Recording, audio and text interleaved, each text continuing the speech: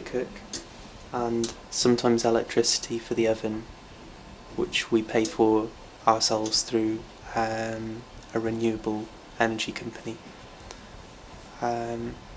We recycle everything that comes into the house. I think we live in a society of waste where we have such a short-term vision of the future that most of the things that we keep in our lives have a very short lifespan. When we go out and buy food, when we go out and buy clothes, we buy things that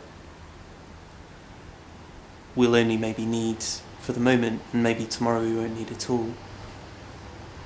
But the amount of energy and time and natural resources that goes into producing the kind of goods that people take for granted, it's really important to recycle. It's really important that if we are going to use something once, then someone else can pass it on to someone else and they get a chance to use it, and then that person passes it on to something else, because there's no such thing as rubbish, there's no such thing as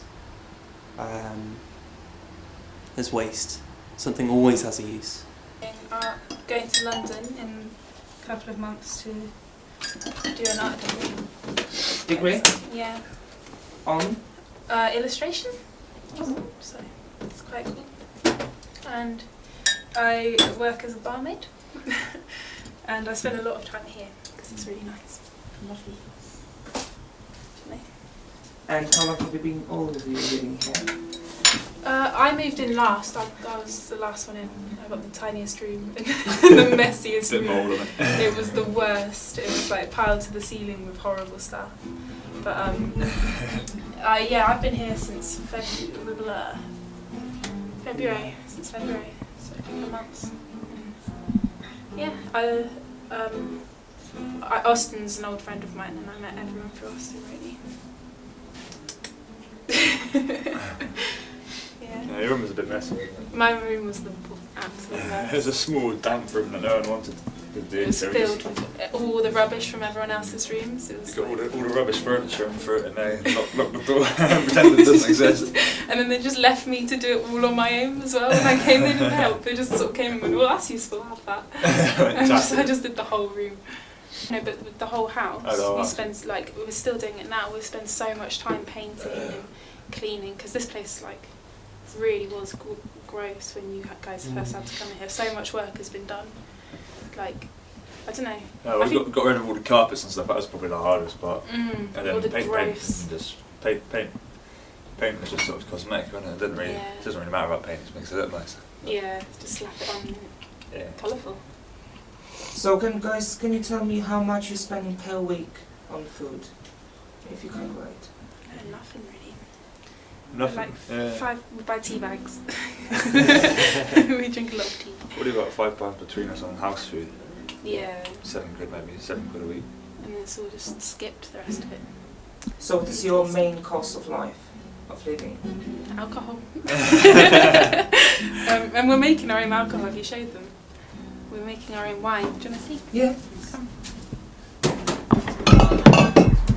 We've got nettle wine and guava wine and tea wine, and it's really nice. It's just distilling at the moment. We've got loads in there. Is it ready to drink yet, Austin? What do you think? I've been drinking it. You've been drinking it. Drinking it up. We'll give you a little bit to Can try. I try? Yeah. Don't do too much. Just a little bit. So I think.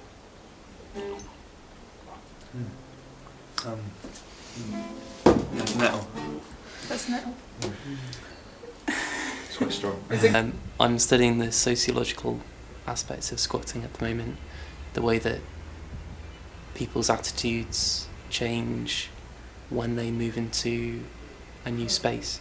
It's called an autonomous space, when you live in a space where you're free to do whatever you like, because nobody owns the space, because nobody tells you what to do. They're what makes squatting so interesting, because when people are in an autonomous space, suddenly a personality comes out from inside them that maybe they've never shown people before, because they can do what they like. I think everyone should try squatting for a bit, because I think it's really good for making you more independent, because you suddenly have to stop doing things yourself. Like if you don't have any food, then you have to go out and you have to find food, and if you've got a problem with your electricity, then you have to solve your problem yourself. You can't phone someone up who will come and do it for you and you give them money. I think we're probably going to leave next month, but we want to buy the house as a housing cooperative. Thank you very much for coming. Bye.